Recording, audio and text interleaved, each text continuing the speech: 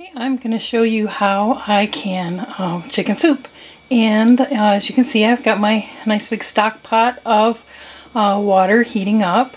But rather than just putting my chicken in there to make broth, I'm going to use my steam juicer. And if you're unfamiliar with the concept of the steam juicer, it's a three-part process. There's the pan on the bottom that holds a considerable amount of water. And which has become, excuse me, my husband's favorite stock pot. And then there is the juice catching receptacle that, I don't know if you can see my dirty stove.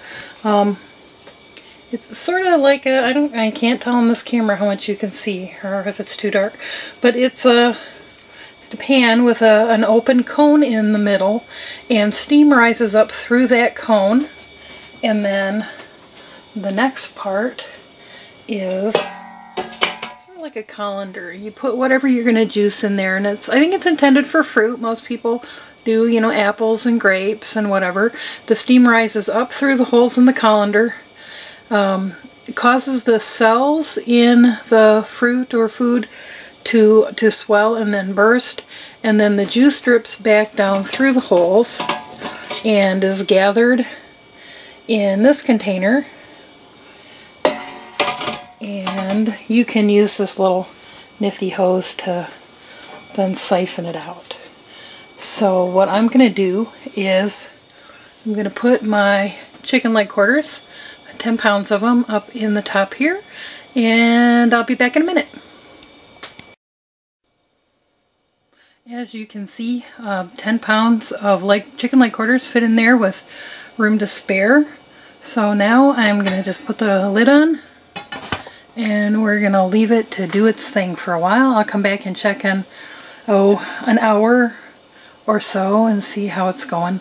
I haven't done this in a while, so I can't tell you off the top of my head how long the process takes. But basically, it's steamed. The chicken will be steamed, and the broth will be separated. I won't have to, you know, pick things out of the broth or strain the broth. It'll be just beautiful clear broth.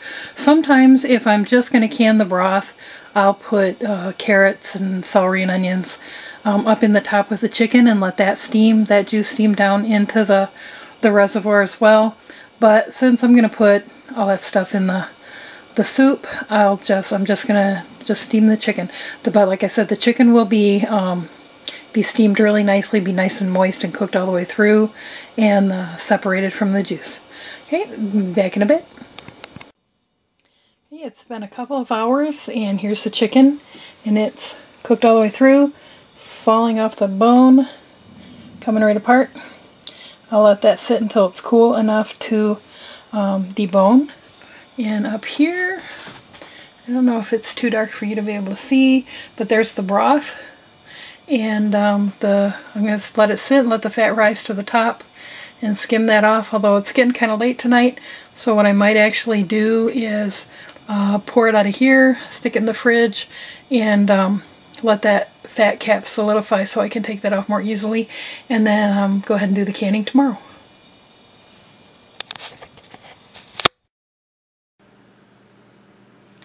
Okay, here's the chicken that's been pulled off the bones and refrigerated overnight, and all I'm going to do is chop it up. I was going to put the chicken in the quarts of soup, but I decided that instead I will can it separately in half pints, and then if we want to add a jar or two or whatever we're in the mood for to the soup when we serve it, then we just dump the soup in a pan, dump the jar of chicken in with it, and heat them together. Or sometimes we don't put the extra. We might put a handful of rice in, or noodles or whatever, to barley, depending on what we're in the mood for. But this gives us a few more options, and we can also then use the canned chicken to add to other things, or we can make chicken salad sandwiches. I found that a half pint jar, often it's my daughter and I, having lunch, so just you know, making chicken salad for the two of us, a half-pint jar we found to be the perfect size.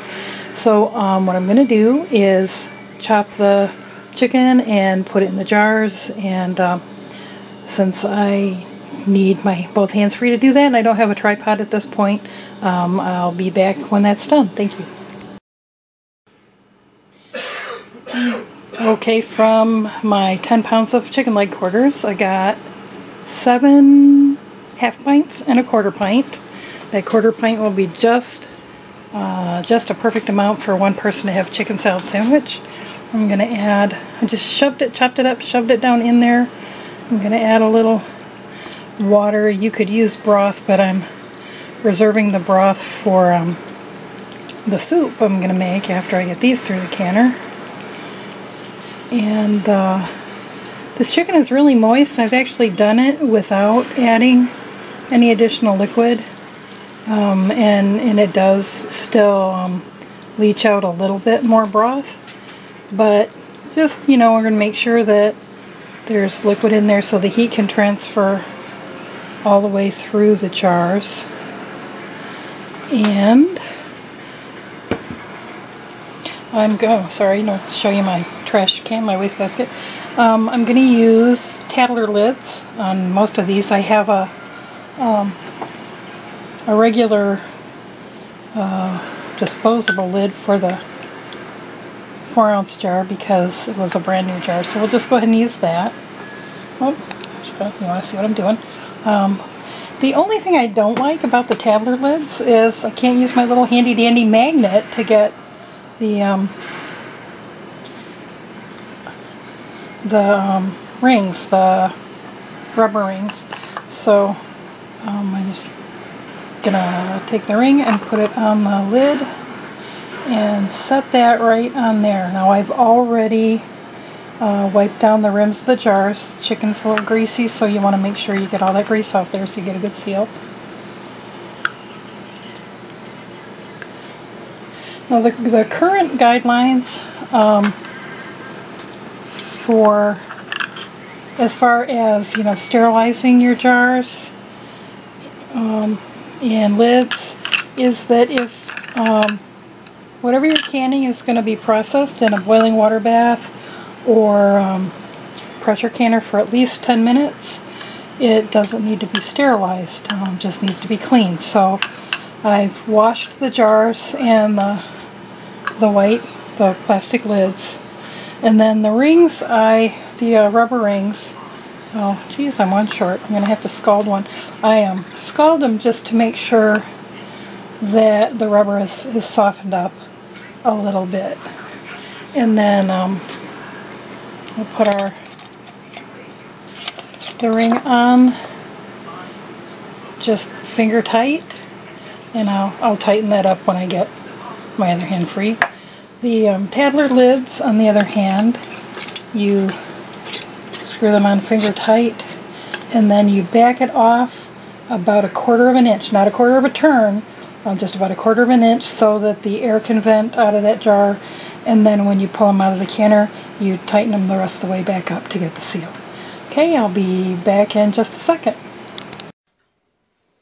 Alrighty then, got all the jars covered. I'm going to set them in the pressure canner, and I like to put just a little splorp of lemon juice in the water in the canner. So you can't probably see anything I'm doing because it's dark over here. So that I don't get mineral buildup on the jars from our water. A lot of people use vinegar, but people in my house don't really like the smell of vinegar permeating everything. So we're gonna put the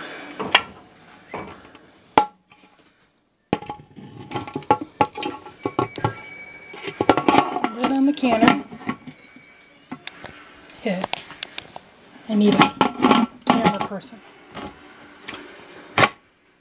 Okay, and turn it to latch, and wait for it to heat up, and so we see a column of steam coming up out of the little escape hole there in the middle. When we see that column of steam for about 10 minutes, we'll know that the canner is vented and we can put the weight on.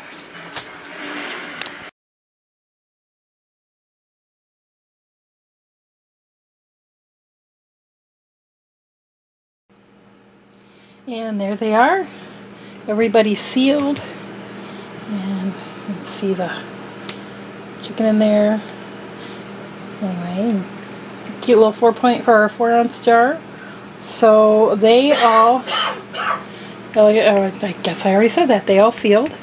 Okay, and so now I'm on to the soup. And basically all I've done is I took a large onion and chopped it and then divided it amongst the jars. And I have 6 quarts here because I don't think I'm going to have enough broth for more than that. And divided a large onion chopped between the 6 jars, and then added chopped celery stalk per jar and a large carrot per jar. And you can chop those as fine or as coarsely as you like, depending on you know, how big a chunks you like in your soup. You could, if you like whole baby carrots in there, you could put a handful of baby carrots in each jar. And then I had refrigerated the broth, and you can see it's all gelatinous now. And I've taken off most of the fat cap. I leave just a little bit in there. Now what I'm going to do is heat that up, bring it to a simmer, and then add it to the jars, and then they'll get their lids and go in the canner.